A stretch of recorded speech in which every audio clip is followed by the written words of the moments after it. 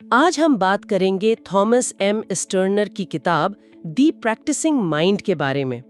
ये किताब एक बहुत ही अहम सवाल का जवाब देती है कि आखिर ऐसा क्यों होता है कि हम बड़े शौक से कोई काम शुरू करते हैं लेकिन रास्ते में ही हिम्मत हार जाते हैं। खुश आमदीद। इससे पहले कि हम आज के मौजू की गहराई में उतरें, मैं उन तमाम दोस्तों का दिल से शुक्रिया अदा करना चाहती हूँ जो हमारे स्मार्ट स्कोप चैनल पर हर महीने 1000 सब्सक्राइबर्स के चैलेंज में इतनी खुशी से हिस्सा ले रहे हैं। जी, आप सबकी मोहब्बत ही हमारी असल ताकत है। बिल्कुल। और अगर किसी ने अभी तक सब्सक्राइब नहीं किया है तो जल्दी से चैनल को सब्सक्राइब करके बेल आइकन पर क्लिक कर दें। और हाँ, इस वीडियो को लाइक और शेयर करना ना भूलें। अच्छा, तो आज का मौजू क्या है? आज हम बात करेंगे थॉमस एम स्टर्नर की किताब दी प्रैक्टिसिंग माइंड के बारे में।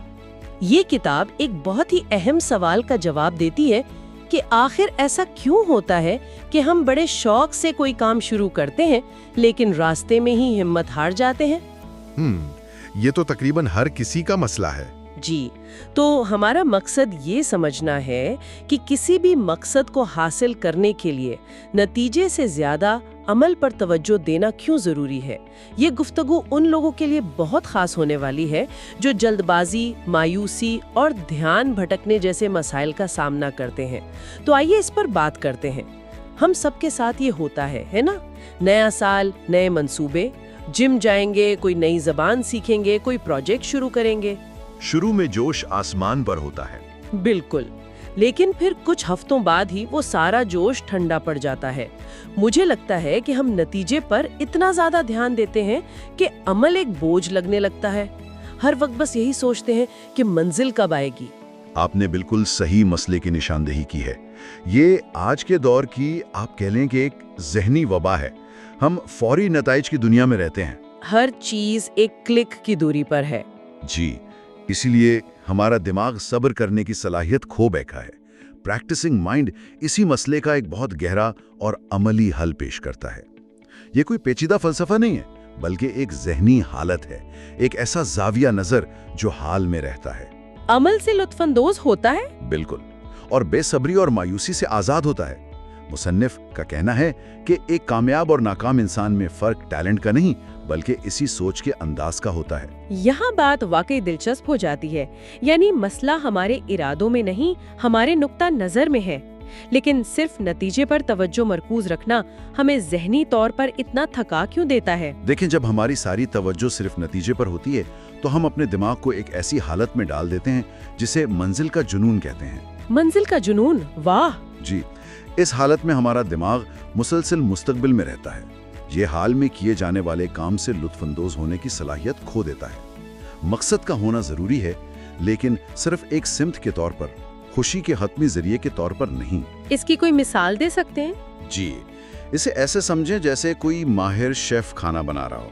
वो सिर्फ इस बात पर परेशान नहीं होता कि मेहमान को खाना कैसा लगेगा, बल्कि वो प्याज काटने की आवाज, मसालों की खुशबू, यानी उस पूरे अमल से लुत्फानंदोज होता है। तो उसके लिए वो अमल ही एक तरह का मुराकबा बन जाता है। बिल्कुल, नतीजा तो उस खूबसूरत अमल का एक कुदरती बाय प्रोडक्ट है। जब हम अमल का लुत्फ उठाना सीख जाते हैं तो कामयाबी और ज़हनी सुकून खुद ब खुद मिल जाते हैं। लेकिन एक मिनट, क्या अमल पर बहुत ज्यादा तवज्जो देने से हम सिमत नहीं खो सकते? मतलब अगर कोई सालों तक गलत सिमत में अमल से लुत्फ अंदोज होता रहे तो वो तो कभी अपनी मंजिल तक नहीं पहुंचेगा। ये एक बेहतरीन सवाल है और यहाँ तवाज़ुन बहुत ज़रूरी है। किताब का मकसद ये नहीं कि आप आदाब बनाना ही छोड़ दें। मकसद एक कंपास की तरह है जो आपको सिम दिखाता है। इसके बगैर तो सफर बेमानी हो जाएगा। जी, फर्क सिर्फ इतना है कि आपकी नजरें हर वक्त कंपास की सुई पर जमी न रहें, बल्कि आप रास्ते के नज़ारों से भी लुत्फानंदोज हों। मकसद आपको क्या करना है बताता है, जबकि प्रैक्टिसिंग माइंड आपको कैसे करना है सिखाता है। अच्छा, तो जब हम कैसे पर तवज्जो देते हैं तो क्या खुद ब खुद बेहतर होता जाता है? बिल्कुल, और इसका सबसे बड़ा फायदा ये है कि आप हर दिन को अधूरा महसूस करने के बजाय मुकम्मल महसूस करते हैं। ठीक है, तो हमें अमल से लुत्फानंदोज होना है जो हमें हाल में रहने की तरफ लाता है। کتاب میں حال میں موجود رہنے یعنی مائنڈفلنس پر بہت زور دیا گیا ہے۔ یہ سننے میں تو بہت اچھا لگتا ہے، لیکن عملی طور پر بہت مشکل ہے۔ بہت مشکل ہے۔ ہمارا دماغ یا تو ماضی کی غلطیوں میں اٹکا رہتا ہے یا مستقبل کی فکر میں۔ حال میں رہنا اتنا مشکل کیوں ہے آخر؟ کیونکہ ہمارا دماغ اس طرح تربیت یافتہ ہی نہیں ہے۔ وہ قدرتی طور پر ایک مسئلہ حل کرنے والی مشین ہے۔ وہ ہمیشہ ممکنہ خطرات یا ماضی کی غلطیوں سے سیکھنے میں مصروف رہتا ہے۔ اور آج کل تو کچھ نئے دشمن بھی پیدا ہو گئے ہیں۔ جی، 3 نئے دشمن۔ پہلا، مستقبل کی مسلسل فکر۔ دوسرا، ماضی کے پچھتاوے۔ اور تیسرا، آج کے دور کی سب سے بڑی رکاوٹ، ڈیجیٹل ڈسٹریکشنز۔ یعنی mobile phone, notifications, social media, یہ چیزیں تو ہماری توجہ کو ٹکڑوں میں بانٹ دیتی ہیں۔ بالکل۔ جب ہم ایک وقت میں صرف ایک کام پر پوری توجہ دیتے ہیں تو ہمارا دماغ ایک پرسکون اور گہری حالت میں چلا جاتا ہے، جسے فلو سٹیٹ کہتے ہیں۔ فلو سٹیٹ، اس حالت میں ہماری کارکردگی عروج پر ہوتی ہے نا؟ جی، اور تخلیقی صلاحیت بھی۔ تو اس کا مطلب ہے کہ ملٹی ٹاسکنگ، جسے ہم آج کل ایک خوبی سمجھتے ہیں، دراصل ہمارے فوکس کے لیے زہر ہے۔ ایک دھوکہ ہے۔ ہمارا دماغ ایک وقت میں صرف ایک ہی کام پر صحیح معنوں میں توجہ دے سکتا ہے۔ تو اس حالت کو حاصل کرنے کے لیے کچھ عملی تکنیک بھی ہوں گی؟ صرف سوچنے سے تو دماغ قابو میں نہیں آتا۔ یقیناً کتاب میں کچھ بہت مؤثر تکنیک بتائی گئی ہیں۔ پہلی تو یہ کہ ہر کام کو آہستہ اور گہرائی سے کریں، جلدی ختم کرنے کی فکر چھوڑ دیں۔ معیار پر توجہ دیں، مقدار پر نہیں۔ صحیح۔ دوسری، جب بھی ذہن بھٹکے خود کو نرمی سے ابھی اور یہیں کا منتر یاد دلائیں، خود پر غصہ کیے بغیر۔ جی بالکل۔ تیسری، سنگل ٹاسکنگ کی عادت ڈالیں۔ اگر آپ ای میل لکھ رہے ہیں تو صرف ای میل لکھیں، فون کو دور رکھ دیں۔ یہ سب سے مشکل کام ہے لیکن بہت ضروری ہے۔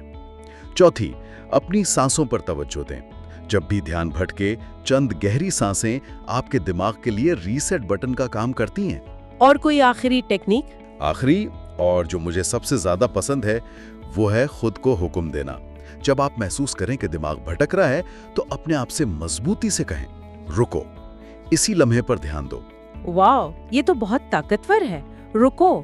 اچھا، یہ تو بہت عملی مشورے ہیں۔ تو یہ ٹیکنیک ہمیں حال میں رہنا سکھاتی ہے، لیکن جب ہم کوئی نیا ہنر سیکھ رہے ہوں تو غلطیاں تو ہوتی ہیں، لازمی ہوتی ہیں۔ اور ہمارا دماغ فوراً تنقید شروع کر دیتا ہے، تم سے نہیں ہوگا، تم نے پھر غلطی کر دی۔ اس اندرونی ناقد سے نمٹنے کے لیے کتاب کیا کہتی ہے؟ جی، اور یہی اس کتاب کا سب سے طاقتور حصہ ہے۔ اس مسئلے سے نمٹنے کے لیے مصنف نے ایک شاندار طریقہ وضع کیا ہے، جسے وہ DOC میتھڈ کہتے ہیں۔ DOC؟ جی، پہلا قدم ہے ڈی، یعنی ڈو، کام کرو، بس کام شروع کر دو، پرفیکٹ ہونے کا انتظار نہ کرو۔ پہلا قدم اٹھانے کا خوف ہی سب سے بڑی رکاوٹ ہے۔ بالکل۔ دوسرا قدم ہے او، یعنی آبزرو، مشاہدہ کرو۔ کام کرتے ہوئے خود پر تنقید کیے بغیر ایک سائنسدان کی طرح اپنی کارکردگی کو دیکھو۔ یعنی خود کو جج نہیں کرنا، صرف ڈیٹا اکٹھا کرنا ہے۔ کیا بات ہے، بالکل یہی۔ اور تیسرا اور سب سے اہم قدم ہے سی، یعنی کریکٹ، درست کرو۔ غصے یا مایوسی کے بغیر بہت آرام سے اپنی غلطی کو ٹھیک کرو۔ اس سے تو ناکامی کا تصور ہی ختم ہو جاتا ہے۔ غلطی کرنا عمل کا ایک حصہ بن جاتا ہے، شخصیت پر کوئی دھبا نہیں۔ جی، یہ سیکھنے کو ایک کھیل بنا دیتا ہے، امتحان نہیں۔ کتاب لکھنی ہے، یہ اتنا بڑا لگتا ہے کہ وہ ڈو والا پہلا قدم ہی ناممکن محسوس ہوتا ہے۔ یہ ایک بہت اہم نکتہ ہے۔ کتاب کے مطابق ہمارا دماغ بڑے غیر واضح اہداف سے گھبراتا ہے۔ اس کا حل یہ ہے کہ بڑے اہداف کو ہمیشہ چھوٹے، قابل انتظام حصوں میں تقسیم کیا جائے۔ اس سے خوف کم ہوتا ہے اور حوصلہ بڑھتا ہے۔ جی ہاں، مثال کے طور پر مجھے ایک کتاب لکھنی ہے سوچنے کے بجائے آپ کا آج کا ہدف صرف یہ ہونا چاہیے کہ آج صرف ایک پیراگراف لکھنا ہے، یا صرف 15 منٹ کے لیے لکھنا ہے۔ بالکل۔ جب ہدف اتنا چھوٹا ہوتا ہے تو دماغ مزاحمت نہیں کرتا، اور اسی سے روزانہ 1% بہتری کا اصول جڑا ہوا ہے۔ اگر آپ ہر روز صرف 1% بہتر ہوتے ہیں تو سال کے آخر میں آپ 37 گنا بہتر ہو سکتے ہیں۔ چھوٹے قدموں کی طاقت، یہ سب کچھ صبر کا تقاضا کرتا ہے جو آج کل بہت نایاب ہے۔ کتاب کہتی ہے کہ صبر ہی مہارت کی بنیاد ہے۔ بالکل، اور کتاب اسی سوچ کو چیلنج کرتی ہے جو ہیک اور شارٹ کٹ تلاش کرتی ہے۔ صبر کوئی کمزوری نہیں، बल्कि ये एक ताकतवर महारत है जिसे प्रैक्टिस से सीखा जा सकता है। अजीम कामों में वक्त लगता है। जी, लियोनार्डो डा विंची को मोनालिसा बनाने में 4 साल लगे। लोग कहते हैं थॉमस एडिसन बल्ब इजाद करने में 1000 बार नाकाम हुए। लेकिन किताब कहती है कि एडिसन ने उसे नाकामी समझा ही नहीं। उन्होंने उसे बल्ब इजाद करने का 1000 कदमों पर मुश्तमिल एक अमल समझा। हर नाकामी उन्हें एक नई मालूमात दे रही थी। तो नज़्म ज़ब्त को बगैर तनाव के कैसे बरकरार रखा जाए?